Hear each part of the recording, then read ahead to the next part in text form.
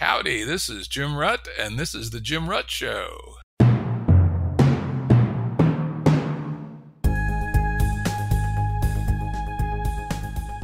Listeners have asked us to provide pointers to some of the resources we talk about on the show. We now have links to books and articles referenced in recent podcasts that are available on our website. We also offer full transcripts. Go to jimruttshow.com. That's jimruttshow.com. Today's guest is Hanzi Freinacht, philosopher and writer who's been one of the main developers of the ideas of political metamodernism. Hanzi, welcome back. Such a pleasure to be back, Jim. Such a pleasure to be talking to you again. Yeah, we've had some great conversations. This is actually Hanzi's fourth appearance. Back in EP 36, we talked about his book, The Listening Society. In EP 53, we talked mostly about his book, The Nordic Ideology. And in EP 82, we talked more generally about taking the ideas from the two books and building a metamodernism for the future. They were all great conversations. They're some of my most listened to episodes. And I will say, Hanzi's work has been a significant influence on me and also on many others in the Game B community and in the wider ground that's sometimes called the liminal web of radical social changers. And I'd suggest if you're interested in the stuff you hear today, you really should read one or more of Hanzi's books. And if you only have time for one of them, I'd recommend The Listening Society. But today, we're going to talk about his newest book, just out a couple of days ago. And the title is 12 Commandments for Extraordinary People to Master Ordinary Life. So we're going to hop into it here in a minute. In the intro, you explicitly make the obvious connection to Jordan Peterson and his 12 rules and 12 more rules. Tell us about how you see this book as a response and an engagement with Peterson. Well, yes. So the reason I wanted to respond to Peterson is, well, I mean, it's almost personal. I was academically brought up and philosophically in a sociology department in what you might call a very postmodern setting, postmodern culturally imbued setting. So people would have all of these critical perspectives on power relations in society, the role of language, the social construction of reality, how gender relations or human nature relations or human-animal relations or class relations are skewed in different ways, or how knowledge is always subject to power relationships. And well, I felt I wanted to break out of that and looked for something that could take the next step, not just critique society, but have all of this moral sensibilities or values of postmodernism, but really construct something, much like is being done or attempted through the whole Game B community and project. And I learned about integral theory. I learned about developmental psychology. These felt like important pieces of the puzzle. And really, I felt like home when I discovered that there was another word than integral for what comes after postmodernism. There was the word metamodernism, and it came out of academia, out of cultural theorists analyzing the arts and architecture and pop culture of our time. And I thought, well, what if you put these two things together? What if you have the sensibilities of really analyzing culture at depth, the real culture of people's lives, with these more spiritual and developmental perspectives that try to construct something after the postmodern deconstruction? You keep the deconstructive or critical elements that sociologists and people in the humanities and people on the political left or people with outsider perspectives have cultivated for a long period of time, but you use them for creating visions.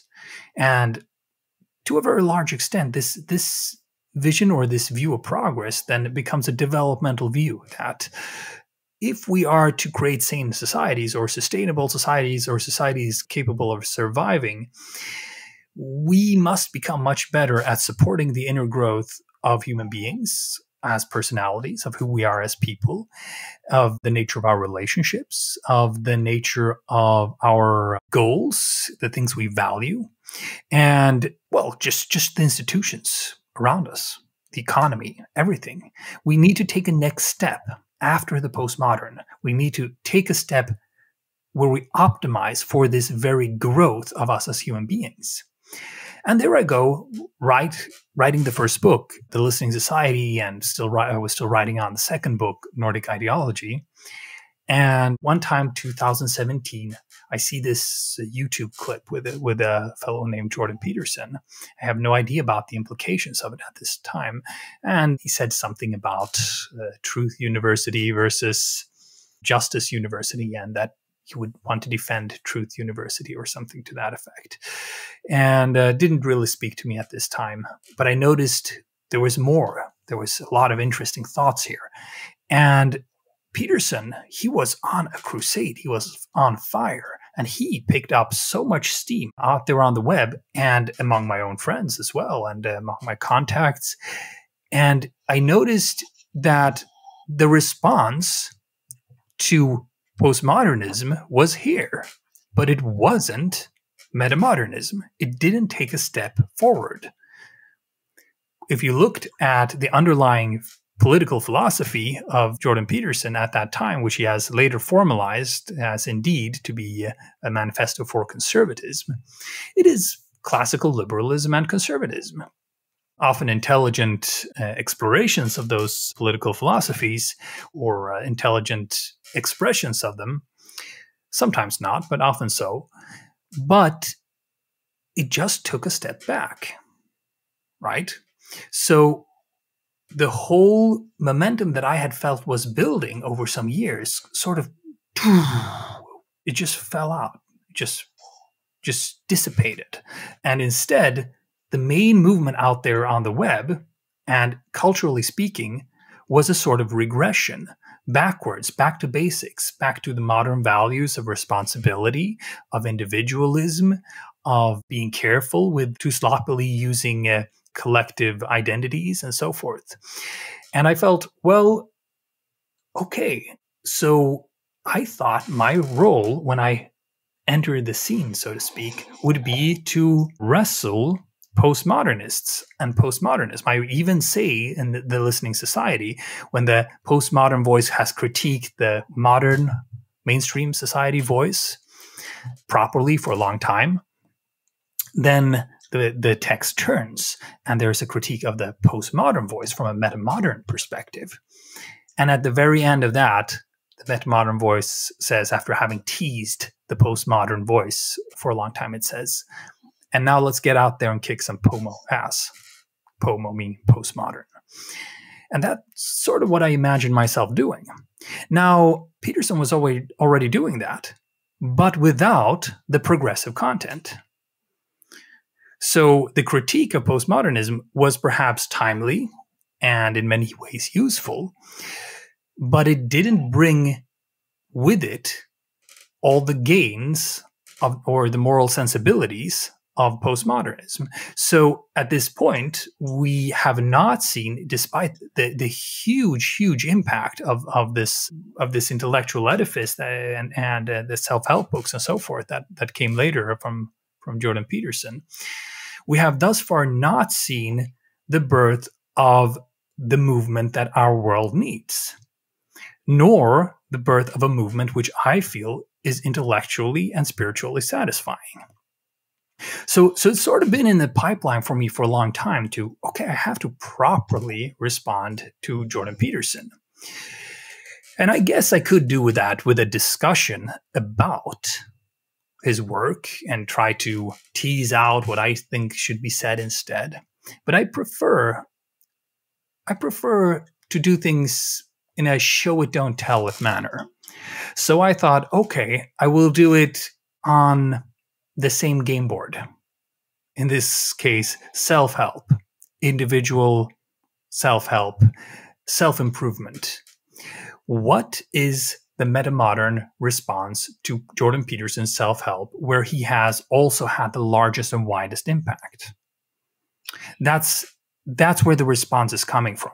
And in the self-help program and the 12 commandments that I offer in my book, or that I issue in my book, I should say, I don't offer commandments, I issue them.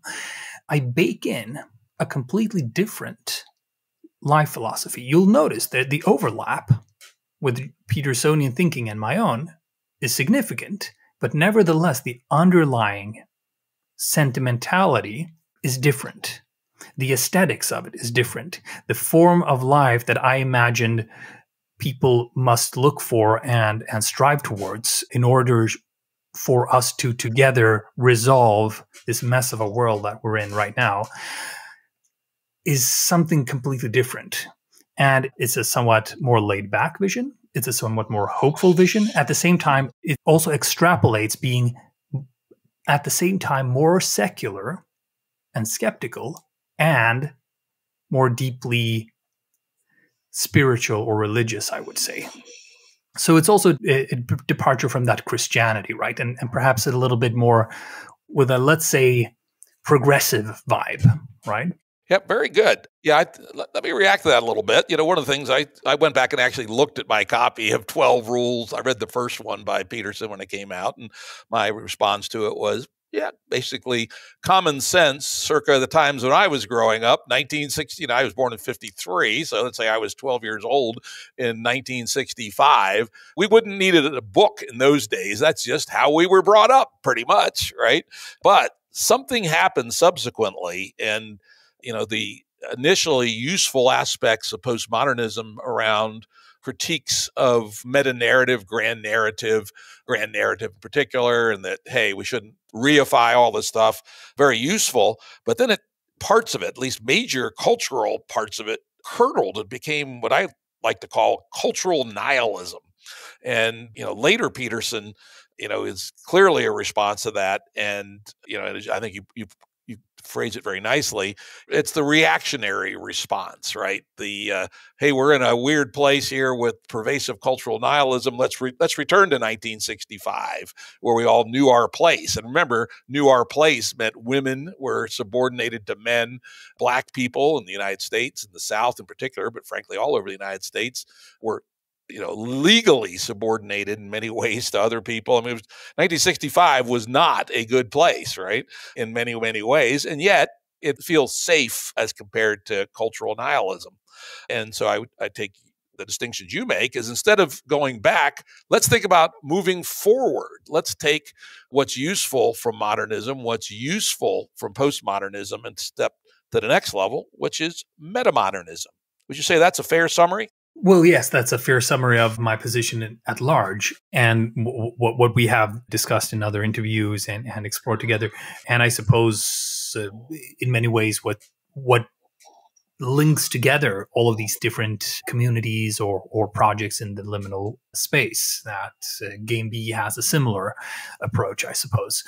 Speaking of this book in particular, it's not necessarily here to defend my philosophy or to just teach about the future of society and its development. Rather, it's a handbook for sanity among the groups who are already doing these things. Because, well, if I'm quite frank, what I see around you and me and the community that I feel as a part of, and I suppose in my own life as well, is there are mad potentials. There really are. And you see so much talent and just people excelling in so many areas, so much creativity, so much idealism, such a dynamic intellectual and spiritual culture. At the same time, I see, well, relationships not working out, projects just washing up on the nearest shore. I see lives crashing. I sometimes see people crashing. And you could argue, well, then just read Jordan Peterson's rules. But if you do, and you follow them step by step, you end up being a boring conservative. And you're still part of a world that's going down the drain because you're going to basically reproduce it. So how do we create a life philosophy an embodied life philosophy that is congruent with being crazy, with being radical, with thinking outside of the box. So we need something like sober radical people, or sober crazy people, I would say. And this is the book for, well, it's written in honor of this ideal, the sober crazy person. I love it. That's great. Now, let's go back to a step back into maybe root causes. In all your books, including this one, you are very emphatic, and as listeners of my show know, I 100%, 101% agree. We live in a world entirely devoid of all magic and all miracles. You are a monist with underlined explanation point, no supernatural. God damn it, right? And this has been this stance, let's call it radical enlightenmentism, of which I am 100% in agreement, has been hypothesized as the root cause of the so-called meaning crisis, particularly well-known exposition on this by John Vervaeke in his brilliant 50-hour video series. And by the way, people, there's also a 10-hour audio series on the Jim Rutt Show of me talking to Vervaeke of cooking his 50 hours down to 10. And so we have this, I believe, the correct decision to reject two-world thinking, to reject magic, to reject the supernatural. And yet, as you also point out, this leaves a lot of people at sea, and they don't seem to have found any solid ground. And so part of this, your effort of your work, again, as I'm putting words in your mouth, is to help people find some solid ground on the other side of relinquishing the two-world model and the magic and the supernatural and the miracles that go with all that. Well, yeah. So I mean, it all depends on what we put in the word magic. But let's say magic is anything that breaks the laws of physics, or anything that puts in a black box of completely unaccounted for causality that is being taken seriously. And you can argue in degrees of magic, and you could use different pseudoscientific arguments or experiments to try to introduce different magical aspects into the world. However, as I've spoken of before, magical thinking shows up not less in highly developed people, but more often in highly developed personalities. And this appears to be a paradox, right? Because if enlightenment meant the removal of superstition, the removal of all of these black boxes, the light, just putting a flashlight on the dark, right? How can more enlightened people believe in magic more? Well, there are different ways to grow as a human being, to become more enlightened. And one of them is through direct phenomenology, meaning we experience a richer fabric of the world. We experience greater wholeness. We experience the world more directly, more vibrantly, as something that is alive. And we experience that we fall in love with the world, we experience its beauty, its mystery. And when we're not in spiritual experiences, or we're not in my term, as high subjective states, then the world appears more mundane to us. So the reason that we have so many highly developed people become so magical in their thinking is that there's nothing about human development that is unidimensional. There's no reason for it to develop, no particular reason for it to develop for us as human beings and our perspectives to develop in lockstep.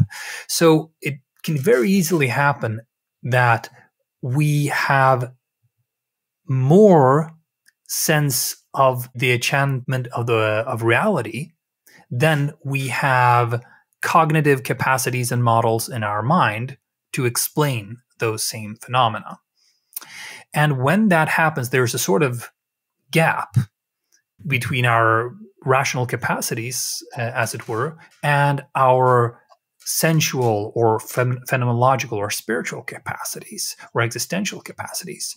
And that gap is filled with magic, with magical thinking, because all the time you will be walking around with a new pressure, with a new pressure, with a new pressure on you that, oh, there's more to the world. It's more magical than I can explain with my mind. So eventually your mind buckles down, and you start to believe in some kind of magic. People report this if they've had a major psychedelic breakthrough, for instance. They start become more magical. They take up a spiritual practice or contemplative path. And if they travel along the path, then they start believing in actual miracles, even though, well, they're entirely preposterous beliefs, of course. And they get upset. They feel it's an insult to this beauty and mystery of the world to not believe in those things. And the magical beliefs in and of themselves feel that, wow, I just opened a Pandora's box where really anything is possible. And that in and of itself creates a sort of suggestive mind, which puts you back in high states. So the crazy belief or the belief in the supernatural in and of itself supports, or the sense of the magical or the belief in the magical supports religious experience, which is why religions have so much magic in them. However, you have the opposite pathology. Your mind can explain more than your phenomenology can sense. Then you will always feel that the world is dead matter or somehow dull or mundane, and there's a gap in the opposite direction. And that gap is filled with reductionism, with a subtle anti-spiritual sense of wanting to get back at the world, wanting to explain it away, right? To turn each stone and see, well, the Wizard of Oz behind the curtains, basically, and to dethrone them, right? Dethrone all the charlatans. And the main task, and this is something that's underlying in the book, the 12 Commandments, and that the 12 Commandments work towards, but it's not a direct, let's say, dogma of the book. But if you ask me, the real, from the perspective of developmental psychology, we know there is such a thing as oscillating between opposites, things that seem opposite, two polarities that seem opposite. And first, you can't really tell the difference or first you just get stuck in one. You get stuck in either reductionism or magical thinking. You get stuck in either enlightenment or spirituality. As you begin to develop, let's say, a metamodern sense of these things. Metamodernism is a lot about oscillation between sincerity and irony. So irony would correspond to scientific skepticism, and sincerity would correspond to magical belief and religious experience. And at first, you get stuck in, or most people simply get stuck in one or the other, or have to compartmentalize their minds radically. So they will believe something else on Sunday, and then on Monday they go back to the lab where they work. And what they believed yesterday about transmutation, for instance, at church, just makes no sense whatsoever. That's a compartmentalization. But if you try to integrate these things, one thing tends to kill off the other. Now, eventually, what you start doing is you oscillate between both. And to begin with, this is very, very difficult. The farther you go in the direction of skepticism and growing a rational mind and a skeptical mind and a scientifically grounded worldview, the more difficult it becomes to have religious experiences or experiences of spiritual wholeness. On the other hand, the more you are in experiences of religious wholeness or spiritual wholeness, the more suggestible you become and the more likely you are to be gullible and make so preposterous assumptions that there's no way for you to find your way back to just common sense in the scientific or enlightenment sense. So at first, you sort of have to really pull yourself from one polarity to the other. It's really heavy. It really sticks. Your mind really sticks to that side of reality. So you have to really, really pull yourself, and then you fall back in the other one. And then it's really difficult to pull yourself out of that. And then, poof, and you get better and better at that skill, at oscillating, when you're having a spiritual experience, you put in a little anchor, a little warning, a little red flag, so that you can remember it later and deconstruct it later. When you are learning about the world and its structures, you put in a little anchor, a little red flag there, and you re-enchant that explanation and the crudity of it, and you find the mystery in it. And you get better and better at going back and forth. So it goes from this heavy lugging from these two irreconcilable positions to eventually a real oscillation. Boom, boom, boom, boom, boom, boom, boom. The oscillation gets faster and faster. You get better and better at straddling both positions. Eventually, you get beyond an oscillation. Your mind makes a leap to a third position or into a superposition where both are true simultaneously. And then you can go farther into either direction, right? And if you look at it from that superposition, it appears actually as though the more ruthless you become in your scientific scrutiny of reality, the farther you can safely travel into the magical realm and into spiritual experience. The farther you go into spiritual experience, the more you're in high states. High states align with more complex modes of thinking. The more you can actually understand about reality in whichever domains you study it. And the more intuitions you have, right? So there is actually a direction that goes beyond the divide of science and spirituality. But I feel that nobody really formulates it really well. They tend to be either Trojans for religion or Trojans for scientific reductionism. So there are some new people out in the world doing some interesting integrations. In fact, the previous podcast to this one, which actually just came out today as we're doing this interview, is with a guy named Brendan Graham Dempsey, and he's written a book called Emergentism, A Religion of Complexity for the Metamodern World. And here he makes a secular religion out of complexity and the phenomenon of emergence. I think there are times he goes a little far with it, but it is interesting because he's also a very deeply spiritual person. And while I critique him a little bit on where I think he cheats and falls a little too far over on the magical line, nonetheless, the main thrust of his book is I think a useful integration. And then the other person I'm aware of that's working at this third stage, as you call it, is John Vervaeke and his Religion That Is Not a Religion. And again, I had him on the show along with Jordan Hall together a few weeks ago. And so there is work going on in this third world that is intellectually honest in a scientific sense, takes reductionism and extends it with complexity, and then also says all the above is compatible with a serious exploration of the spiritual realm. So it's starting to happen. It is. And when I say no one, I mean none of the large or established voices in our time. I'm friends with Brendan Graham Dempsey and John Vervaeke. And yes, I suppose I would rate my own book or I would place my own book in a similar tradition. Yes. Great. Let's move on here because we have plenty of time, but we do have a lot of ground to cover.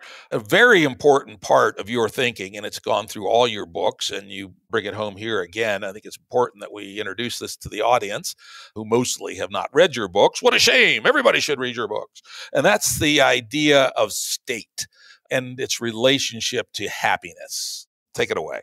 So, well, in the earlier books, I mentioned state as one of 4 fundamental developmental dimensions. State is a little bit different. It doesn't necessarily develop in stages as your personality might, for instance.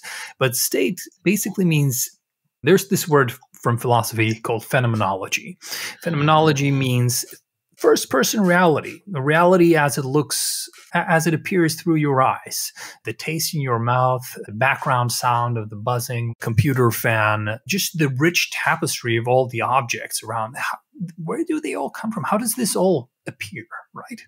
And in that phenomenology, you can go deeper and deeper, and you'll notice more and more things. So you'll notice your feeling somehow, right? It feels like something to be you at this particular moment. You can feel, well, a little bit apprehensive or anxious, or you can feel just not tuned in or just distant, or you can have really, really low states where experience sheer terror of some kind, and you feel you're stuck in a loop of some incomprehensibly dark hell, which reveals itself now as a cruel surprise. This was where you were going all the time. But there are also the higher states, right, that go beyond everyday life, where we sort of just feel, okay, my life reality isn't actually so much about little me doing this little thing I was driving to my job or whatever I thought I was doing. I'm actually part of this huge cosmic expanse, and I am conscious, and I have the capacity to love, and somehow everything is going to be all right, right? And most of the time, really, really most of the time, we were in some sort of medium range of states. So all of the things that we would recognize from everyday life, from being very joyous and lively, all the way down to being severely anxious and almost, well, don't feel like going on anymore.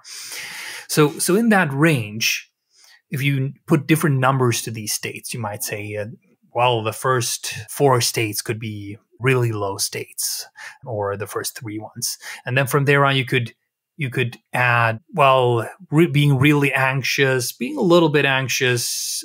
To that state, you get to a number 7 out of 13 here. A number 7 would be, well, what everyday life, if we're completely honest, probably feels like for most of us most of the time. Not for all. And this is the important point. But state 7 is when you're okay, ... sort of. You're okay, but there's a little tension in your back. There's a little worry in your mind. There's a little uneasiness somewhere in the body. You just don't feel entirely at home. And you might sometimes find yourself wondering, what is it that makes life seem so easy for everybody else, right? Why is everybody else walking around seemingly more in the flow, and I feel a little bit off or outside of it all the time? Likely this is the reason that we feel this so often, or that we're in this state 7 so often, probably has to do with the civilization. It's probably easier to be one state up at state 8 in pre-civilized societies, or let's say Stone Age societies. And if you do take that one step up, though, if our normal is that okay, sort of, well, state 8 would be okay genuinely, just okay. I'm just genuinely okay. You just have a sense of safety and okayness. Well, you might not be super thrilled. You might not be having a spiritual orgasm. You might not be seeing the light of your life or feeling an intense beauty of everything. But life feels fresh and alive. And you're there. And life is happening. And you're sort of at home. And I think everybody almost has at least that. We varied to different degrees and states, and we're different as organisms. We will have experienced higher and lower states than one another. If somebody was locked in a torture chamber, they will have experienced lower states than most other people. Or somebody had a very strong spiritual experience and perhaps had a nervous system predisposed for that. They will have experienced the highest states, which others haven't. So, But almost everybody will have experienced these 2 states. When we were kids, at least we experienced state 8 more often, or unless we had very sad childhoods, right?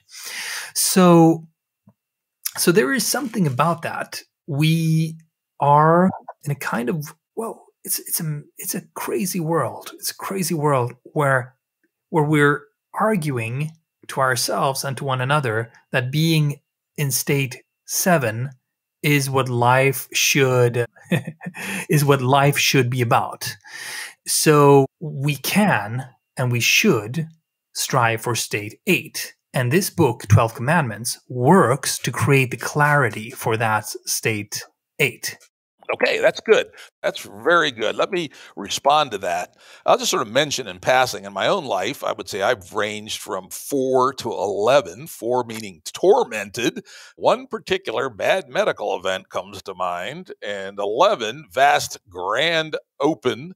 A light dose of LSD, as I recall, was one of the participants in that one, but I've had that experience before.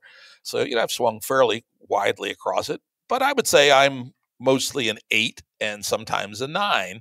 And I'd love to think about whether this tendency to 7, which I absolutely agree with you, that the bulk of people today are not at ease in wherever it is we are at, may be relatively recent. Because when I think back at my parents, the so-called greatest generation or the older silence, people born in the 20s, they lived through the Depression, they lived through World War II, and now they were living in fairly modest post-World War II suburbia with a community swimming pool and pretty good schools, and they thought life was great. I'll tell you, they frankly did. They were well satisfied. I would say they were good, solid 8s, most of them. Of course, there were some that had tendencies towards depression, towards alcoholism, towards domestic violence, whatever. But if I had to say where was the center of the bell curve in 1965, this is, again, probably the draw of Jordan Petersonism. I suspect most adults in, say, 40 years of age, how old my parents would have been, say, in 1965, they have been in their early 40s. They were generally satisfied. And even higher, us boomers, when we were young, I would say might be your state 9, good and lively. Say, I can still think back when I was 21 years old in 1975, the changes from the 60s were happening. They hadn't fully curdled yet. We didn't quite know how far it would go. There was good drugs. The sexual revolution was in full swing. There were no STDs that you couldn't cure with a shot of penicillin. Things really felt good and lively, again, at the middle of the bell curve. There are a lot of people that weren't sharing it, but I think a significant percentage of boomers when they were young were in the 9 category. Though, of course, when they met the real world, they fell down to 8. Oh, we got to go to work. Jesus, that's kind of sucks. And work for the man, that kind of sucks. And some of them have fallen into 7. But I suspect that but long way to say, I suspect that this central tendency of 7ness may be a relatively recent phenomena of late stage game A. What do you think about that?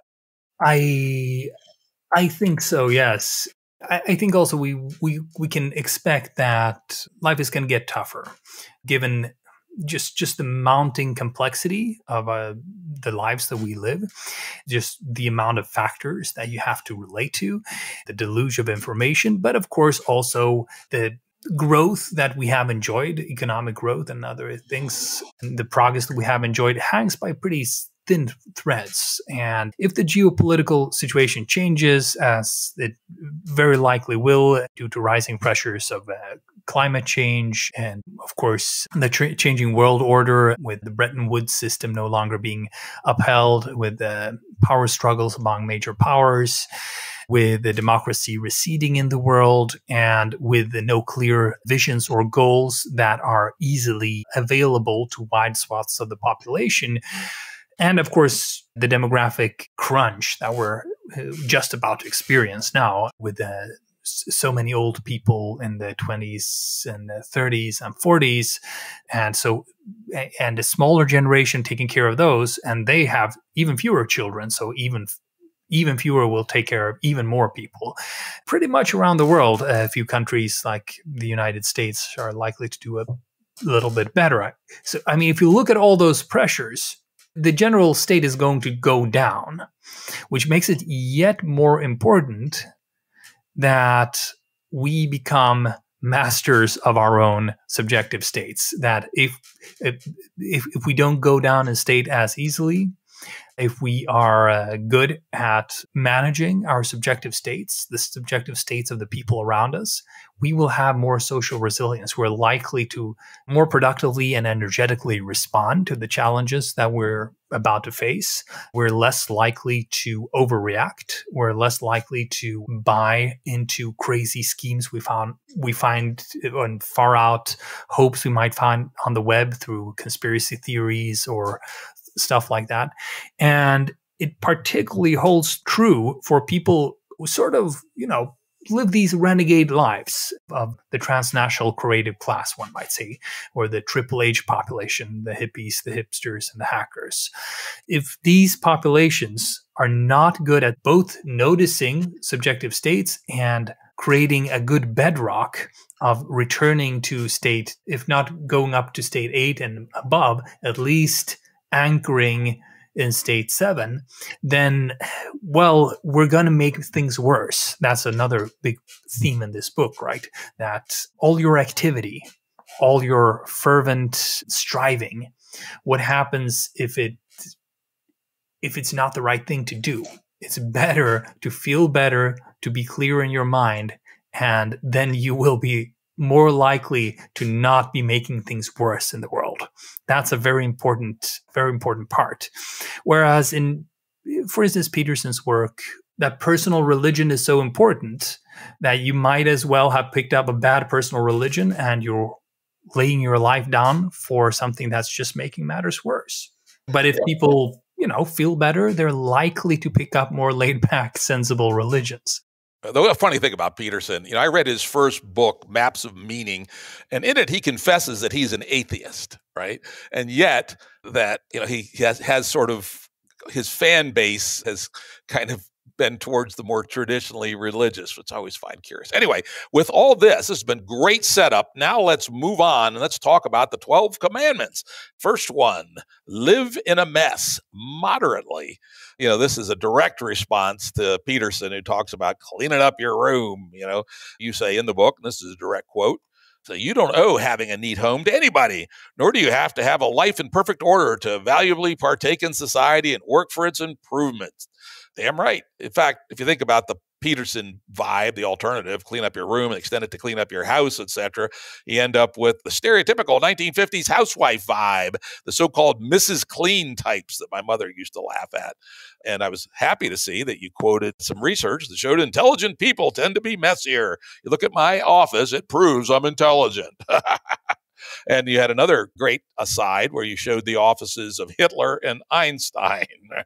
Oh dear. And you also pointed out that this attitude, it can lead to judgmentalism, which has all kinds of other implications.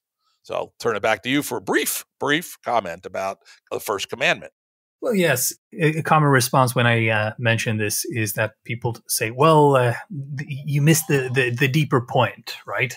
That Jordan Peterson means you should have your self, your emotions, your values set straight. You shouldn't be projecting your own issues onto huge, impossible social issues out there in the world.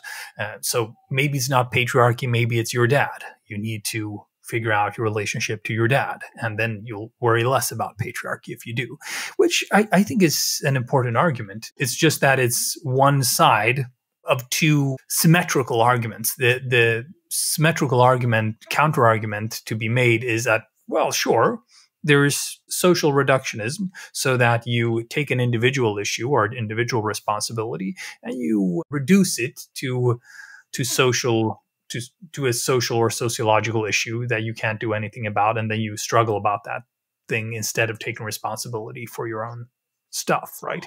That's a good argument. But there's conversely individualist reductionism, so that you will take a social issue and you turn it into an individual responsibility. So let's say you live in, Jim Crow law, under Jim Crow laws, and your life is not flourishing as a result of the Jim Crow laws, for instance. And, well, it's just crazy for somebody to argue, well, this is your own responsibility, your own fault. Sure, it's your responsibility how you respond to it, but fundamentally, you have to try to actually change the Jim Crow laws, because they're going to discriminate you. All right, well, let's move on here. We got plenty of ground we have to cover. Second one, let's dig into this a little bit more. I'm not going to say anything. I'm going to turn it over to you. Fuck like a beast. Yeah, Fuck Like a Beast. It has a theme song. It's Fuck Like a Beast by Wasp. And it is the chapter about about cosmoeroticism. So this is a term I didn't invent. This rather controversial thinker, I think, invented it, Mark Gaffney. I know it through my friend Zach Stein. So cosmoeroticism is about, well, basically we can either like the world or we can dislike it. We can like reality or dislike it. And I think it's fair to both dislike it and like it. And I would much rather honestly dislike reality and the people in it and, well, all the suffering and so forth and all its craziness than dishonestly like it, right? So sincerity or authenticity or truth is still the highest value here. But if you can choose, of course, it's better to like reality than to dislike it, to be in love with life than to feel that it's an awful, dark, tragic mess. So how do we get there? And, well, one thing is that we have to feel alive. We have to reconnect to and through our bodies, through ourselves as animal creatures, and we have to fuck like beasts. We have to get over our inhibitions. Yeah, of course, Freud famously published his book, Civilization and Its Discontents, right? That there is this tension that we want to fuck like a beast all the time, but if we do, things ain't going to work so well. So isn't there a tension here, and we just need to set the equilibrium point differently, perhaps? Well, that's not exactly the point I'm making, but yes, I do reference Freud there. And Freud, he sort of just backs us in a corner. He says, well, so there's this dilemma. You can't really solve it. You can manage it. I'm not entirely in disagreement with that point. I think, however, somewhat more optimistically, it is that to get over your inhibitions in almost every case, what you need to do is to get through your traumas and these blockages that you have of the emotional body that you're carrying around, right? What does it feel like to be you in your chest right now? What does it feel? Is there a tension or contraction in your throat? Can the belly shine with a sort of warm smile when you think about something that makes you happy, or when you enjoy something you're going to eat? Can you look at a landscape and notice its beauty or not, right? And there's a certain prison or jail that we can end up in when life is on mute, when something bothers us or something is unhealed or unaddressed, and there's a tension in our body and our mind, where we just dial down everything, the hurt and the pleasure and the joy and the aliveness. And we sort of live life on mute. And that's the real secret to fucking like a beast. You don't actually even have to live a libertine lifestyle or party or anything like that. It is about successfully reconnecting to that hurt inner child, protecting it, and helping it stand up straight again. Helping it just feel your emotions honestly. And oftentimes this means that we can unlock our sense of aliveness at the very moments in life where things are most difficult, because then we're being challenged to face difficult issues in our lives, and we can address these blockages or existential dead ends that we got ourselves into. So it's a matter fundamentally of going into more free flow, but going through the pain. And you go through the pain by actually getting in trouble. You get in trouble, you resolve the trouble, something lets go in you, something that kept you back for a long time. You notice you breathe more freely, and what do you know? Everything appears from a higher subjective state.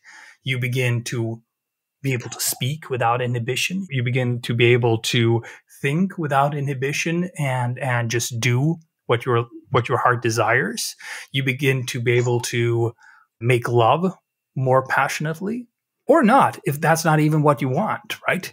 But to unleash that inner child, right? To nurture that inner child, then you unleash the beast. That's the main point of the chapter, I suppose. Yeah, of course, we could talk about this one all day, but we got to move on. So that's good. Let's go on to the third one. Live sincerely, ironically. Now, interestingly, I have at times spoken out against the idea of sincere irony in metamodernism, but I'm slowly starting to come around with a little bit. Brendan's book, I think, was a little bit helpful there. But on the other hand, I'm still a bit skeptical about irony as a stance.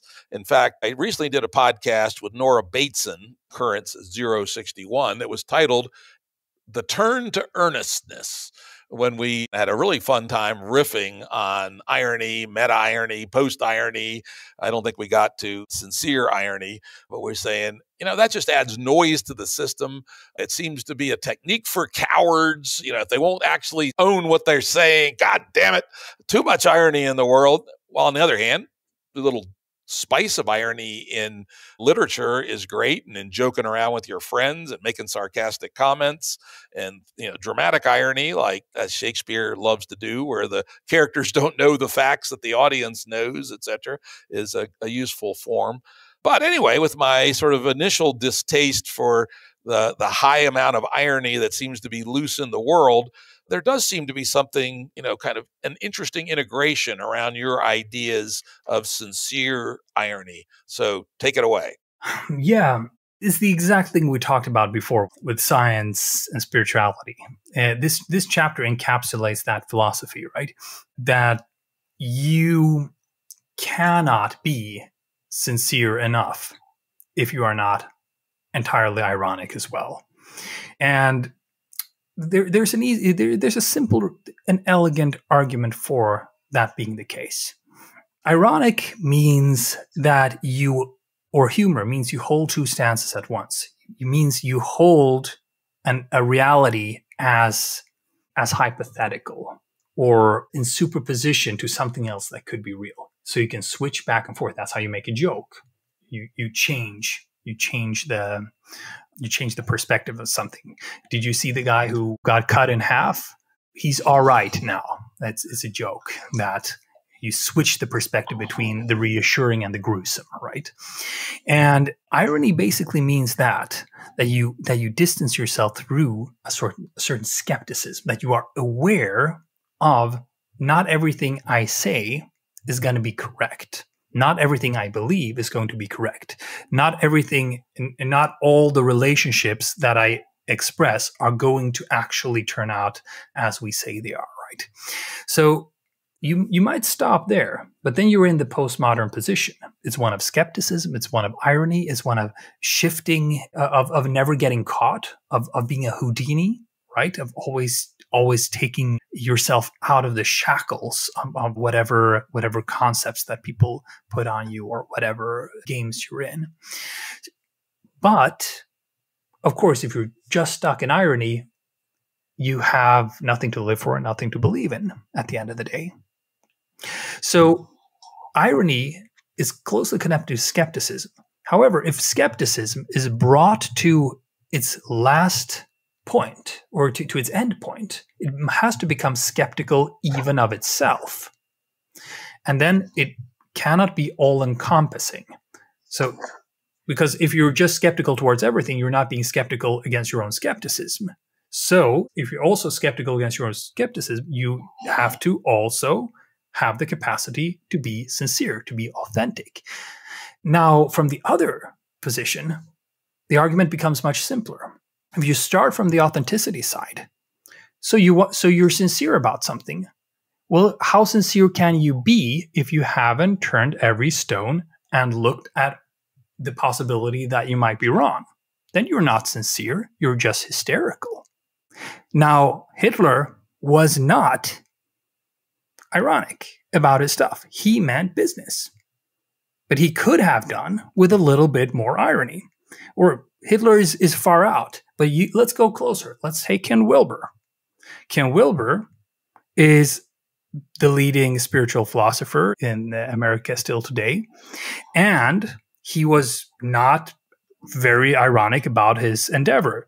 integral theory was literally the theory or post-theory or post-religion that was going to reconnect everything that humans know across the world and all the different kinds, life forms and cultures of humans and all of their religions and all of the sciences. And people went full speed and said, okay, this is the thing. And they created what? Cults, where they were 0% ironic about what they were doing. They were really, really sincere. I met these people and I still know them today and they regret it very much. But at this time, when you met these people, they had starry blank eyes, right? The eyes of a true believer. And they wanted everything to be about this one thing that they really believed in. Now, were they actually being sincere? No, they weren't. They were lying to themselves, because to be sincere, you also have to be ironic enough to check your facts, to check the counterposition, to leave a certain amount of doubt, to leave the possibility that you could be wrong. And not only that, to admit that, hey, everybody else was pretty much wrong about most things most of the time, in terms of life philosophies and worldviews and religions and everything else, and politics, certainly. What do you think you are? Of course, I'm going to be wrong too. So to be really sincere about your sincerity, you have to be ironic. So ironic sincerity is just real sincerity. And sincerity without irony is just not real sincerity. I like that. In fact, I have a variant on that I apply to myself. I like to say, my opinions are strongly stated but weakly held. Oh, yeah. I remember that. Sometimes I come across like a bearded philosopher on a mountain, but truth of the matter is I am entirely open to reconsidering anything, because I know, as you said, the history of ideas is that essentially all ideas have been wrong. The question is, have they been wrong in small details or in big details? But all ideas are wrong. So anything I say is obviously wrong. The question is, how much? So don't be afraid to push back, goddammit. And Jim, I insist on also just mentioning the thing about defensiveness.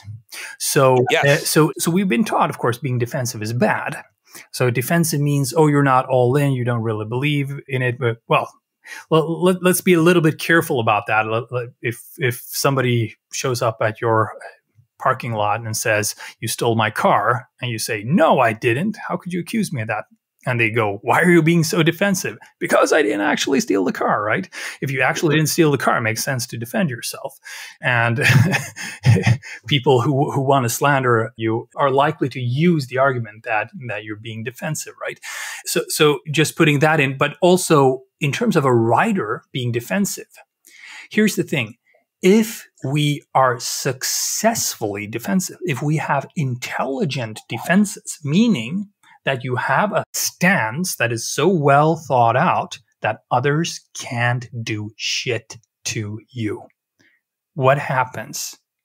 You become relaxed and you become real. And you can express every thought that you have and put it on paper and publish it without a blink. So that's what sincere irony does. If I have an electric wire with a certain message and it's a thick cable, there are things about life and death and love and inhibitions and fucking like a beast. And well, it's almost a religious message in the book.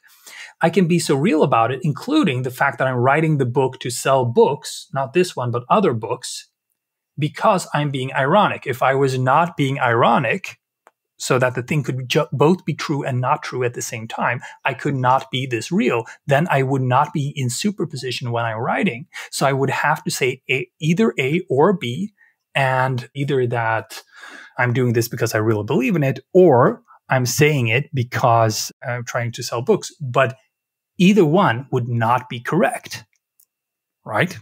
So the defense, a good defense, means you can be more real, and that's just like a well-defended country can have more peace, sort of like that. Got it. Well, listen, I will say sincere irony is growing on me. I do actually particularly love the idea of superposition, right? That is a really deep concept, and particularly when one's thinking, to hold two ideas in your mind at once, don't even oscillate, just actually hold two ideas at the same time and see what happens. It's really quite interesting.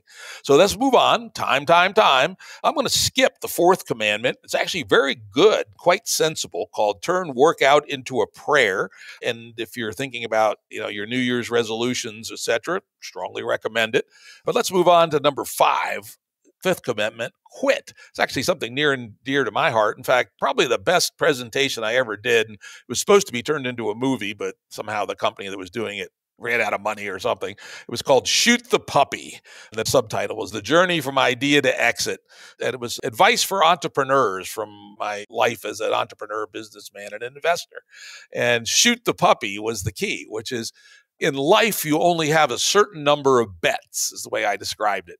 And to continue to soldier on a journey that is probably going nowhere just out of pride or pigheadedness or stuckness is a waste of your life energy, because you lose other opportunities to make other bets doing other things. And I am really, really a believer in this. Don't get stuck. And not only does it apply to managing one's career, but it also, as you point out very vividly, it also has to do with some of the problems we have in our relationships, right? Do I really have to argue with my wife about what happened at somebody's wedding 10 years ago?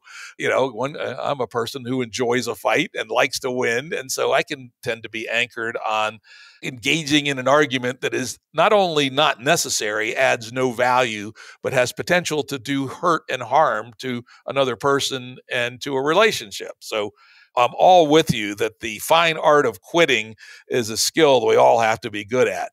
What say you to that and more? Correct. So, well, I mean, first of all, this particular rule is a possible answer out of a number of possible answers to a situation. You can quit, you can soldier through, you can never give up, and there's not one correct answer to these things. However, quit deserves to be a commandment here, given that it's just underemphasized. We're touted all day long with a device, with cultural norms and so forth that say, well, quitting is for losers. And if you soldier through, if you fight to the end, it shows your character, it shows you're a better person, it will reward you. And sometimes that's the case. It's a case-to-case thing, right? But given that quit is underemphasized, the strength of quit is also largely gone unseen. And my argument is the reason that quit is so important is that it is the basis of freedom. A slave, per definition, is a person who can't quit. An employee can quit, or you can even quit family if you have to. And knowing that means that you know that you chose that relationship, that you chose that project, that you chose that job or that habit, and then you can actually apply yourself with greater energy. Now, of course, quitting in terms of personal relationships should be, well, it's the nukes, basically. If you bring it up every week when you have an argument with your spouse, well, if you bring this up again, I'm going to quit, or I'm going to leave you. Then, of course, you ruin the marriage just doing that. So you should know that these are the nukes. And if you like Putin, mention the nukes every 2 weeks. Then you're gonna well, the results are not going to be to your advantage. But just knowing that you have the nukes that you can quit and practicing that skill. So you quit little things. Quitting is hard. It takes courage, right? It takes courage to quit a job and see what happens, or quit a marriage. Maybe you're 55 plus or something, and you're unhappy in your marriage. You might get really scared of being lonely or something like that. So given that it's so scary and difficult, it makes sense to always remember to quit little things, to quit less important things. So you have this skill set, you have you sort of know the landscape of what happens when you leave something behind, right? And then, of course, you notice, oh, if I don't do X, Y, and Z, instead, what do I do? Well, first, maybe you just stare at the wall and you're depressed. But eventually, you're going to find new things. And those things are more likely to be more optimized for your later self. And given that we have very complex lives with very complex life stories and multiple threads these days, very different life phases, chances are we do better at if we quit a little bit more than we have thus far. Yeah, great. I think, you make the good point that there's obviously times to soldier on. And in fact, many people's best successes come from soldiering on. But probably we, in our current popular culture, we underestimate the power of quit. And to your point that when you do quit, it often frees time. I, for instance, periodically prune the boards that I'm on. Somehow I get on these boards of advisors and boards of directors. And every year I try to prune that damn list and quit ones that are at the bottom of my interests, and it frees up some time to do something new. So let's move on. This next one is an interesting one and pretty rich one. Number 6, do the walk of shame. I know this, the title of this chapter confuses people, and people have asked me what it's about and so forth. Walk of shame, of course, it can be in popular culture. Well, you walk home after you've been at a hookup. You're with a hookup you shouldn't have, or the queen in Game of Thrones. She walks through the city and everybody shouts shame, shame, shame at her. Right? And these are the images that come up, and the walk of shame here is not a public event. It's a walk through your own gallery of shameful memories, the lane of shameful memories. And well, if we connect back to the earlier one, fuck like a beast, what it's about breaking through, coming over your inhibitions. What's the most inhibitory feeling? Well, there are different more emotions. There's fear, of course. If you're scared, you're inhibited. There's guilt. That also tends to close you down. But the most commonly applied one in everyday life is shame. So shame inhibits you. It locks you down. It paralyzes your body. It makes you move less. It makes you shrink. Even makes your mind just go blank for a moment. And what can activate shame? Well, things we are ashamed of, obviously. However, are we done with all the things that we are ashamed of? Have we actually thought them through? Or did they just not occur recently? And anyone can just activate that little button and voila, shame is activated in you again. And chances are, most of us, almost all of us, I would wager, have these shame buttons that are just there for people to push or accidentally touch and activate, or can be activated by just any situation. So that means we carry around all of this shame, and we are affected by it every day. So the walk of shame is basically you do an inventory of your own shameful memories, and you feel through the shame until you get used to it, until it leaves your body. That's the idea. I mean, there's more detail to these techniques in the book. And there are examples how to jog your memory for things we're ashamed of. But when I just pile together all that list of different things, it's like there's no way there are a lot of people who don't have at least some of these things on this list. Oh, certainly. We all do. I'd be shocked if anybody doesn't have some of them. Here's a thought I had actually when I was reading, and we'll go on a little bit later in the book. You talk about the inventory of guilt. And as I was pondering that, I was thinking, frankly, think about some, things in my own life, etc. One of the interesting things about shame, and we'll get to this when we get to the section on justice, is that many of the things that we were ashamed of when we were younger in particular, there was really no reason to be ashamed, right? And sorting that out itself can be useful, while guilt is a little different, is that, we actually did do something bad and we should have some negative valence around that. Sometimes you did something allegedly shameful that what really was, but other times it was, you violated some local convention that when you got to be a little older and a little wiser, you realized was idiotic. And I thought that distinction might be worth making. Yes, I can only agree. And if we don't revisit the shameful memory, we won't have the chance to look at it anew. That would be probably be it. The guilt part is also in this same chapter, and it's basically the same argument, except that you have to dig a little bit deeper with the guilt, given that, well, we're ashamed of feeling ashamed, but we usually felt like the victim when we were ashamed. We felt like, oh, I'm not good enough, and oh, people don't like me, stuff like that. When it comes to guilt, there are all of these obfuscations of the mind that, I mean, basically bullshit we can pull on ourselves. So to trick ourselves that we weren't actually guilty, that we had a perfect excuse for doing what we did, and nobody would have done it better than we would have in that situation, or that whatever person we did X or Y or Z to deserved it. And I mean, just the very simplest way to bust through that is to look at our own grievances and make a list. And okay, what happened to me? Well, a business partner ran off with $1 million, and my wife stole my house, and this person lied about me, or this person robbed me, whatever it might be, right? And the list gets long after a long life. And then you just think about it. Okay, for the average person, it has to sort of even out. I know there are psychopaths who hurt a lot of people, but on average, it has to even out. There has to be, for every item that somebody did something unequivocally, morally dastardly to you, there must be somebody who has something on their guilt list, right? And if you do that grievances list and then you think, where's my guilt list? You notice it's much shorter. And it's much more difficult to notice what it might have been. And actually, to begin with, you might only have one or two things on the list, but hey, you can start from there. I got to tell you, I'm the opposite. My shame list is pretty short because I'm a shameless son of a bitch, right? But my guilt list is quite a bit longer. But anyway, very important topics, well worth reading.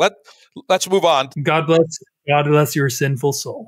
Exactly, right? I'll probably go to hell so I can hang out with all my friends, right? And so let's go on to number 7 very briefly because we have a lot to cover here.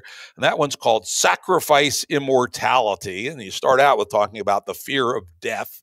I must say, I just find that to be I just wish people would grow up. Hey, we're a biochemical homeostasis that operates with amazing fidelity at the sub-second range for, 50, 60, 70, 80, 90 years, and then it doesn't, and then you're dead. So what? That's the way it is. Don't worry about it. Live life to the fullest. But our social conditioning makes many of us kind of still have this two worlds model fear of death. And I've always thought since I was 11, and I rejected all that decisively with an epiphany, no less. I've thought it was kind of dumb and juvenile, and that being an adult is saying, hey, you live until you die, and oh well, and not getting all worked up about it. But of course, our good friends' religion of the two worlds variety, kind of add to the problem with their concept of things like hell. Christianity and Islam are probably the two worst in that regard, though imagine some other ones have some pretty interesting hells as well. So, people who still sip at that water, even if they don't even realize it, have internalized this idea that, oh, maybe when I die, it's torment forever. If I had to put it in the Hall of Fame of really bad ideas, that would certainly be one of them. So my short advice, is fucking fear of death. Fuck that. Just put that aside. We don't need that crap. It's just kind of crazy. But nonetheless, as you point out, a lot of people are still beset with it. The other item I saw in the chapter, which I said, yes, I know this is true, but something that just seems to me also totally fucked, is that there are people who are ashamed of their strengths, virtues, and talents. What the hell's that about? That's, I guess, Nietzsche's slave morality. I can't imagine anything more stupid than that. Why would we ever be ashamed of our strengths, virtues, and talents? That's what we need to be positive about. That's the good stuff. And finally, you have a concept. Maybe you can talk about it a little bit, react to my rant, which is fine, but also maybe talk a little bit about reverse death therapy. Yeah, so I mean, we can start with let's just say a few words about the chapter at large. So we've gone from shame to guilt to fear, and then we're taking different aspects of fear. The fear of envy, the fear of death, right? So slave morality would be the fear of envy. These are different things holding us back, making us not alive. And well, when it comes to fear of death, I'm not entirely sure. I quite believe you resolved it as thoroughly as you claim. If you look at Epicurus, for instance, he also claimed to have been able to cure the fear of death with a fairly simple, when it's over, it's over. And so there's nothing to fear. Now, I'm pretty sure, though, if we would take Epicurus and a bear runs into the room, he would be frightened. Or if some sort of malicious captor took him, and would fear pain and ultimately death, I believe, or a very terrible disease or something, right? So although we can surmount it to a certain extent, there's always going to be a lingering part of it. And this is a deeper question that has to do with how you view the developmental psychology or the psychology of the human mind. But I think it's rather inescapable that we have a lingering fear of even hell and eternal damnation, given that if we look at the large stages of human development, and psychologically and culturally, we first get to the religious stage. And it's, I guess you could call a third stage of religious or cultural development, where the traditional religions reside. So Buddhism, Christianity, Islam, Judaism. And they all have some form of hell realm, which is linked to virtue or being a good person. So guilt, if you're free from guilt, you don't get into that hell. And this was a universal stage of human development. And from there on, the Enlightenment and other movements could go on. There were versions of this in ancient Greece as well. But on a mass scale, secularism eventually took a step away from the universality of one God to a universality of one world, where everybody can, through public revelation, through scientific method, through falsifying or verifying different claims, could find the universal, could find scientific truth. So not the truth of a prophet or a Buddha or the Son of God or one particular book, but the universal truth that we all find together through public revelation, through science, right? So given that this is a universal step in the mind, we have to have taken that step for us to stop being God-fearing entirely. And given that the mind can always regress, and that the mind is never entirely certain about the reality it creates, there's always the slight risk that the people who did believe in any of those religions were right. Or we might have been brought up with structures in social structures where those things were commonly believed. And you always have a sort of slight background thing. What if every time I swear, I'm actually getting there? So I think, you have to take these things seriously, because they go so deep in the soul, right? Or even organically, and just as we are, as animals or little children who just happen to grow up, right? And that little child's going to be scared of being hurt anyway. Yeah, I think it is true that a lot of this fear of death is just the grown-ups' version of fear of the dark, frankly. And I will say, maybe I just don't have enough personal insight, but I believe I am absolutely totally immune to it. In fact, sometimes I like to do a joke if I see somebody with a cigarette and say, "Hey, let me borrow a cigarette." I'll hold it up over my head and say, "Hey, this is how an atheist lights a cigarette. God sucks." So I suppose there's some residual somewhere, but man, I feel like I'm about as over it as I could be. But anyway, let's move on. The clock is ticking. Let's go on to the next one, which let's take more time on, which is well, Jim, just to say, the reverse death therapy is just the opposite of thinking who you would be without. If you've already gone through your fears, then go through your gifts and scale them away, right? Just pick up Occam's razor or just any razor and just shear them away and see what's left of you when you didn't have your successes, when you didn't have all the things that were good that happened to you. That's the reverse death therapy. That is interesting and good. Now let's go on to a next one. I think is a quite rich chapter called Heal with Justice. So there's a certain arc in the book, and this is the top of the arc. The book begins with being more laid back and loosening up a little bit, right?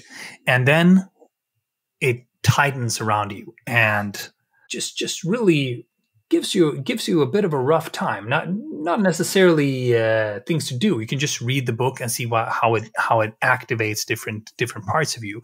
But you start working through relationships that you might not be wanting to have. You start working through your own shame, through your own guilt, through your own fears. Eventually, if you have done that work, then, but not before then, you can become the righteous rebel. If you're not driven by your own guilt or by your own shame, or you're not inhibited by your fears or by your lack of lust of life, and you're not stuck in spiritual bypassing, this is also a thing that's discussed a lot in the Fuck Like a Beast chapter, right? And you're okay. What then can you do to heal your life? And the big aha is that it is justice that heals your life. Sure, you have to first find out the truth about which distortions are there of your perspective, etc. But justice means wholeness, or it means that social relations are put into proportion. And as long as a social relationship is not in proportion, so that it's asymmetrical, there's an exploitation going on, there is based on false premises, on anything else, then it's going to eventually hurt and eventually cause you to not be alive and happy. And whatever struggles you're doing out there in the world, they have to do with whether or not things align. Just do the actions align with words, align with the perceptions, align with the emotions at hand. And all of the work that we've done thus far is to get those things to align in yourself. Now, the task is to get those to align in the transpersonal space between us, in the in-betweenness of us. So if we're going into this world and we're trying to achieve something and do something, I can't think of a better true north than to always work towards justice in every social relationship, in every company, in every political situation, which basically just means that words can easily align with actions, or the narratives, the story that we tell, can align with what people are actually doing, can align with what we are actually perceiving with our eyes, and that can align with how it makes people feel. And the world is just full of disalignments between these four factors. And new such disalignments or new such rifts show up all the time. Cracks in reality, cracks in social reality. So to heal the world is to fight for justice. It's not necessarily about navel gazing. It's not about being kind or tough. It's not about creating one particular political system. It's not about fighting for this particular group against that one or this particular religion. It just gets back to this, okay, are the social relationships in proportion? And if you want peace of mind, that's how you get it. That's my argument. Yeah, I found it resonated with another concept I've fallen into fairly recently, which is Carl Rogers' idea of congruence. The idea that actually one of the chapters in the Game B book is, if people are mostly good, why do things suck, right? And that's one of the chapters. And, most people actually have good values. They don't really care about driving around the fancy Porsche and flaunting their $10,000 watch. They care about being happy and that their children are sane and happy and that they have a roof over their head and good, healthy food, etc. And yet somehow what's emerged in our society is not that. And that the idea of congruence is, wouldn't it be great if we could live up to our values, right? And I think that's just that's maybe, I'm putting words in your mouth here, so kick it back if you want, that in some ways that's kind of similar to your idea of justice. If we can have a set of deep values and really live them, not just have them and then do something else, then we have a lens that's really powerful in being both happier ourselves and probably even more importantly, help bring into being a society that we'd actually be proud of. Well, yeah, I mean, so basically, this is an attempt to link sociology to or the whole idea of social justice to the whole idea of inner and personal healing or development. That, you have to become a social justice warrior in your own life, and whatever feminist or anti-racist or environmentalist struggle that comes after that will flow from a genuine compass of justice, because you will be, Carl Rogers' term, in congruence with yourself. So your words will match your actions, will match what you are perceiving in the world, will match how you are feeling.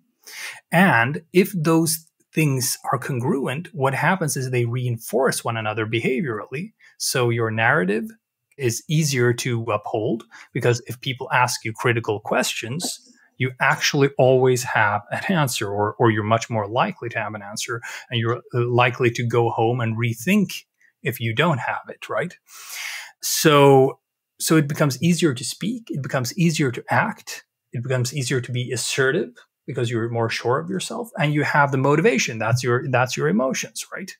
So if you want social justice, start with yourself. This is rather Jordan Peterson-ish, but don't stop with yourself. The work with justice from within, with congruence in your own life, is entirely continuous with social justice in the world. So the main problem with social justice in the world today is that it's hypocritical, and that's what people notice. That, wait a minute, you just went after people on a internet forum for using the wrong word, not because you really cared about the rights of trans women, when this person said women rather than pussy bearers. You just went after them so you could feel good about yourself and bully another person, for instance, right? We all know these examples, and we can't help but being suspicious. What the world needs is more social justice warriors, and more fervent ones, and more assertive ones, certainly, but just less hypocritical ones. And this is a book that tries to create the basis for non-hypocritical social justice from within, which then flows out into different projects in the world. Yeah, I found that very good. We're going to have to move on here. There's one last little item that was in that chapter, which I go, I never thought about this before, that you essentially put forth the idea that people who use lots of adjectives when they discuss what they're doing is kind of a tell of injustice. And, that makes a lot of sense. Yeah. So, I mean, North Korea is the example I use in a footnote there. But I mean, I can just take another example. So there was a person in my wider networks is being accused of, basically being a sociopath and sexual misconduct. Some of the accusations seem to be more substantiated, others not. And I just want to know, is this a good person or a not good person to collaborate with? Some people say he's good. Some people say don't go there. Huge red flags. So I go to this person's webpage where he and some of his followers made a huge presentation of just his defense. And there were so many adjectives. First, they explained the word maliciousness for 2 pages, right? Just so that they can make the claim that the person who is making claims against him is making malicious claims, right? And you can just see at a mile that, okay, something is off here. So be careful with the adjectives, right? Because the more solid argument you have, the less you need to skew the language to say, well, an evil person walked in and aggressively shouted at me, please sit down. Or you can just say, a person came in and told me to sit down firmly, right? or just totally to sit down straight, right? And well, if you don't have to skew the whole thing in your direction, you have less things to hide, then you can just say things more matter of factly. That's the idea. Yep, that's great. All right, let's move on. Hey, that's a great lens for people. Watch out for people that sling more adjectives than necessary. Yeah, it's probably a tell that something's fucked up. Commandment number 9, burn your maps. This is also a very interesting chapter. What do you mean by maps? So maps is basically your fundamental worldview. And well, we all start making cognitive schema or maps of the world, some more fundamental than others. But we have, I mean, if you talk to, let's say you talk to a 20-year-old anarchist who studies sociology and hasn't yet studied any other social sciences and not been through so much life experience, I think I can fairly accurately reconstruct this map, the map of this person. So I think if this person were to pretend to be me and write an article of what Hanzi Freinacht would say about Elon Musk, I don't think they could. I think if I sat down and tried to write what would this 20-year-old anarchist, first-year sociology student write about Elon Musk, I could fairly accurately reconstruct what they're likely to say.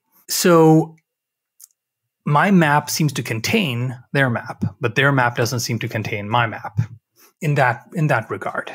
So your map can grow. It can become bigger. It can become more complex. Now, to add another dimension to this, it gets really complicated when there are maps that are not congruent, that describe different aspects of reality. So let's say you take a sociologist such as myself and a quantum physicist and ask us to describe the nature of reality and what's really real in the world. So my fundamental assumptions will be very different from those of the quantum physicist. And the quantum physicist will not be able to trace all of the thoughts and assumptions that I am making, unless they also studied metamodernism. And I won't be able to track all of the stuff that the quantum physicist was making. What we're getting at is that we always have very, very, very limited maps then. And we live our whole lives and draw our own little heroic story on some sort of background map. Wouldn't it be a very good investment in time and resources and in ourselves to maybe put aside some of our efforts to challenge the actual map? Do you want to be the communist who works 30 years for a communist revolution and then you notice, aha, the communist revolution isn't coming. That was a bad map. The world doesn't work that way. And you've actually done harm all this time. That's a pretty high price to be paying for not burning your world map, for not burning your map and getting a new one, right? So the idea of this chapter is that if you've done all the other things thus far, you have enough. If you're not driven by shame, you're not driven by fear, you've already quit relationships that are causing more harm than good things in your life and that might be locking you down or holding you back, then you will have more inner spaciousness, as it were, more inner peace to be able to hold your map less hysterically. You will be able to imagine more ironically, sincerely ironically, imagine other possible worlds for you to inhabit. So if we can inhabit other worlds, how do we know we live in the best one? How do we know that our whole life story that we're telling is even being told on the right background landscape? Maybe there's another landscape, right? So it's a sort of insurance deal with God, that you turn to God or whatever highest principle you have, and you say, okay, I'm going to keep looking into you and seeing what other realities you have for me. And I'm going to be surprised by people who are very, very, very different from me. Eventually, it pays off. I would never have lived in this reality of, let's say, metamodernism and this whole liminal space that we are in if I didn't burn my map several times. And I expect it can happen again in my life. And I'm actively working towards that. So it's a commandment I follow very stringently myself. And even your justice, right? Let's say you fight for justice, but the only justice you could conceive of was a fairly limited one. And it turns out, in a bigger perspective, you've been doing more harm than good. Even that thing that really gets you up in the morning, that feels bigger than yourself, that feels worth giving your life for, that thing can change. It will be a moving goalpost if you keep investing in improving your world map. Yeah, I know. I've radically refactored my world map at least 5 times in my life. And as you say, I look forward to doing it at least once more, and lots of little ones. It's really important. And you make another interesting point, is that one of the things that holds us back from making these adjustments is, for some reason, it may just be innate to our primate or human psychology, we have a tendency to think our map is the best possible map, which would be exceedingly unlikely that any given person's map was the best possible map. But it does seem to be something that our psychology wants us to believe. It is funny. It is actually. And I mean, I'm like this too. But then I notice everybody else is like that as well and just assumes, well, I know you know some other stuff over there, but the real important stuff and how the world really works is how I believe it works. And there are just some experiences I have that you just can't see. And, well, I'm pretty sure humans are selfish, for instance, is a thing people can have on their maps, right? And the reason, well, might have to do with investing our egos in it, but it's probably an optical illusion. I mean, we're using the best map that we can find, and if we couldn't find a better map, we assume this was the best one, and then we look at everything else through this map, which then self-confirms. And in reality, the best thing to do is say, I think this is my best map. It's almost certainly not the best possible map. So always be on the lookout for ways to improve my map. Or even burn it. Or burn it. And I've burned it 4 times, for sure. Burn it to the ground. And it feels great. It does, man. It really does. Maybe not to everybody, not at the beginning, but eventually, yeah, you wake up to a whole new reality. And I think of what a stupid-ass, boring person I would have been if I didn't burn those maps. But hey, that's another question for another day. Let's move on. 10th commandment, do what you hate. Mostly about psychotherapy, a topic I know very little about. And so I'm going to skip over that one in the interest of time. It's interesting. If you were thinking about, where therapy might fit in your life, read the chapter. Number 11 commandment, kill your guru and find your others. Now, this one I loved. I personally hate the guru game, which I describe as people running around saying they've got secret knowledge that will change everything, but I can't tell it to you yet until I, bore you for years with my horse shit or get a certain amount of money from you. And then I will tell you my secrets and everything will be different. Of all things that piss me off, people playing the guru game is pretty high on the list. And in fact, I actually personally excommunicated somebody from the early Game B when there was a group of about 25 people for attempting to play the guru game in Game B. It's just one of the things that drives me nuts. And you make the very good point that the guru game is also played in totalitarianism and cults and lots of other bad places. So take it away. Kill your guru. And lots of other bad places like YouTube. And YouTube. Well, yes. So it's just a tendency we have. We find somebody saying something interesting. Obviously, the first person that comes to mind in a context like this is Jordan Peterson.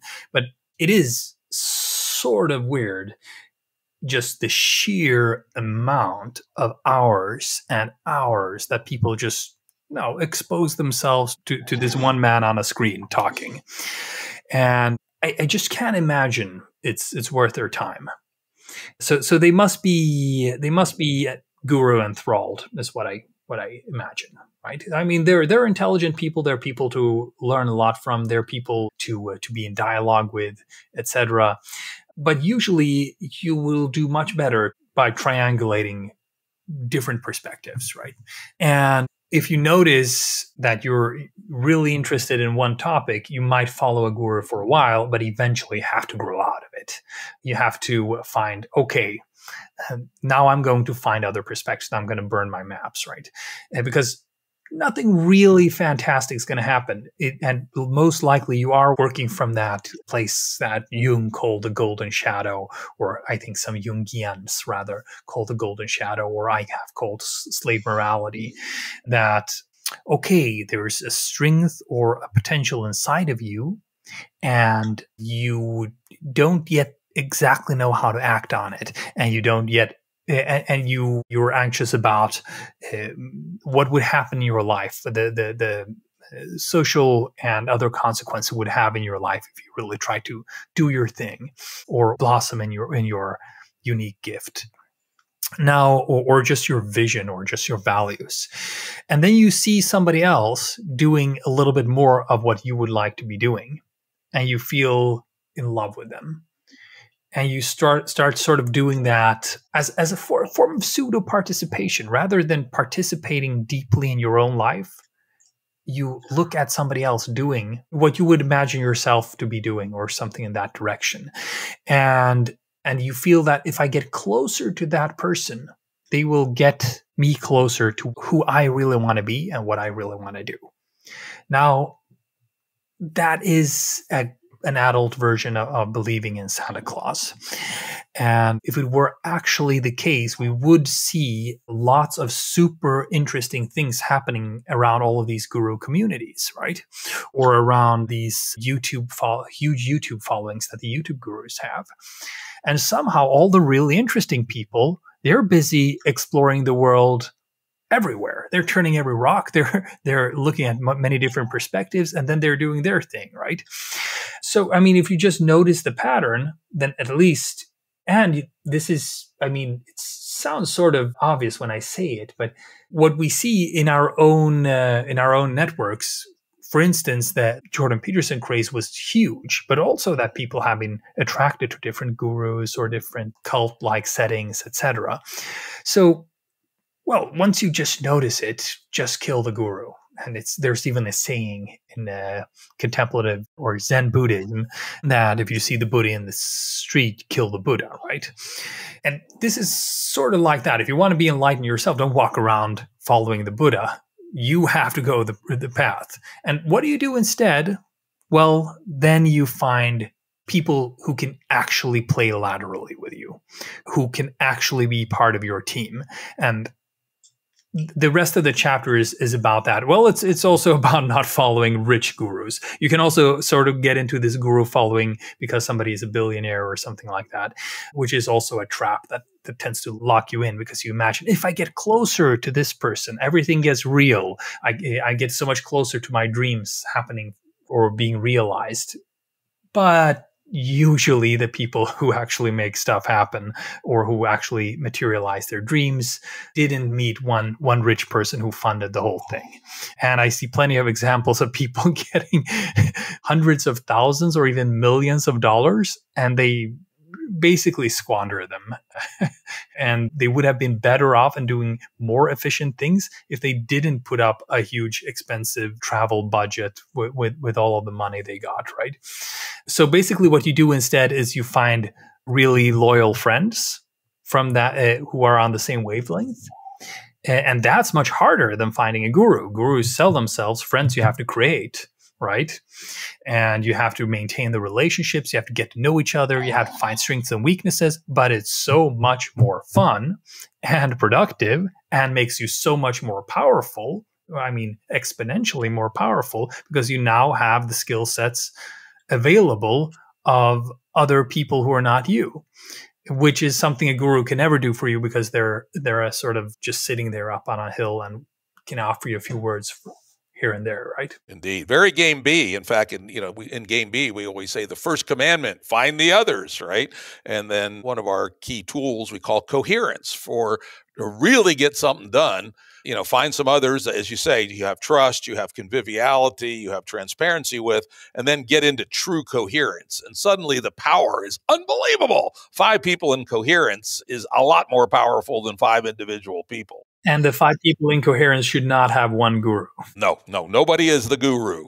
Very, very important. And there is a tendency in our primate ape selves to make that happen. But there are some very good tools like sociocracy or having a good facilitator that can, gently nudge us away from the tendency that we want sometimes to worship these plaster saints, which is just not a good idea. All right, on to the last one. We're at the 2-hour mark, and that is play for forgiveness. Take it away. Well, I told you about how the whole book follows an arc. So starts easy, gets tougher and tougher, gets to the top or the main spine or the point of the book, which has to do with connecting all of this inner work to social justice. And at the end of the day, well, and then it starts to go into the more universal. So then it starts to, just give you a warm hug, talking about how if you are fighting for justice, working for justice from the inside out, what are some good tools, and where do you land in life, right? Where does this, how is this brought home, so to speak? And the end of the story, of any good story, is at a happy point. You can have sad stories which each end with a sad ending, or narratives with sad endings. But the narratives with sad endings, they don't feel entirely concluded. You leave the theater mulling, or you close the novel and you have a lingering feeling. To get the real conclusion, the classical story has a happy ending, right? And that means that happiness in and of itself actually contains ending or conclusion within it. So the sense of wholeness or happiness has a sense of conclusion within it, right? And justice is a sort of struggle or sort of wholeness, and healing is a sort of process. But where does this go? What's the actual measure of success? So this chapter argues, this commandment tells you that you must play for forgiveness. It doesn't say you must forgive. If you would say you must forgive, it sounds too linear. I mean, if somebody's bullying you at work right now, you can't just forgive them right now, and they will bully you tomorrow as well. You will have to, do all the work and stand up for yourself, fight for justice, quit if you have to, and eventually, when you can and when you're ready for it, forgive. But with the commandment play for forgiveness, you remember that the story is concluded when the whole thing is forgiven, when it no longer has a grip on your soul, when there's no longer resentment poisoning your mind, when you have a sense of letting go, a sense of just openness, right? So I think an accomplished life is a life through the living of which we forgive the world for not being perfect, for not being good to us all the time. That there were a lot of things that happened that were difficult. There were a lot of things that happened that were unfair, that weren't right. And it was difficult sometimes to admit or see clearly enough that was not okay. And there are things that are ongoing in the world right now that are just not okay and that we have to change. But even so, at the end of the day, if you're resentful against the world, if you're resentful against creation, you're resentful against God, or the highest principle or the greatest wholeness, then you're just fighting reality. And reality is always bigger and stronger. So, it's a lot like Christianity, but the other way around. We had reverse death therapy from Buddhism, but we also have reverse. So rather than thinking about all the things you could lose, thinking about all the things that you have, that was reverse death therapy. We also have reverse Christianity. Reverse Christianity is the idea that we were taught that there's a God that can forgive our sins. But it's the other way around. It's we that should forgive God. Whether or not we believe in a personal God, if we just look at the imperfections of reality and just all the crazy shit that goes on, the better we are at forgiving that wholeness, that totality, I should say, the more peace of mind at the end of the day we'll have, and just the better. I can't think of a higher goal for the soul to achieve. That's what the commandment says. This is the highest goal to achieve, because whatever else you do then stems less from resentment and more from care and love or search for truth, right? So playing for forgiveness means you have to take it step by step. You have to be realistic about what you can forgive and how and when. And well, the chapter includes then a sort of breakdown into the steps of forgiveness, because we tend to think of forgiveness as a binary thing. Have you forgiven them? You must forgive them. We tell each other these things, or I should forgive them, but I can't, or I will never forgive them. We say these things so binarily. Now, if you break it up in its sub-steps, you notice, there's always a step to take. To begin with, you might want to forgive yourself for putting yourself in a situation where you could be hurt. Okay, that's not so easy, but it might be an easier first step. From there on, you might forgive only the parts of people's, or you might forgive the situation for the complications it brought, or the misery it brought, or is still bringing. From there on, you might want to forgive the things that were honest mistakes. And from there on, you might want to actually forgive things that were done to hurt you with malice. And from there on, there is perhaps the possibility to seeing that there is nothing to forgive, to see that there is a sort of primordial wholeness that just played out as a sort of tragic shit happens in a meaningless universe, because shit just happens, good stuff and bad stuff, and every particular part tried to do its best, but it couldn't always, vis-a-vis the larger whole. Now, you can't just telling yourself that last step won't go so far.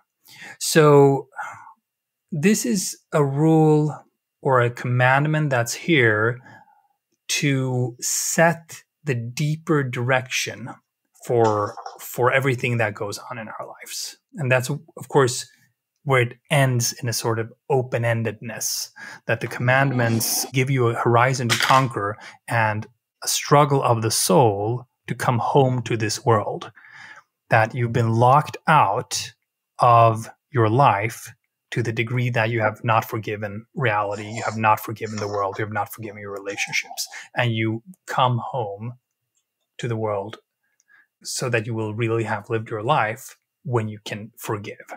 That's the point. Very good. Very good. All right. I think we're going to wrap it up here. This has been an incredibly interesting conversation. And believe it or not, even though we went long beyond our normal 90-minute length, we didn't cover a lot of the interesting stuff in this book. So if you found this at all interesting, download 12 Commandments for Extraordinary People to Master Ordinary Life.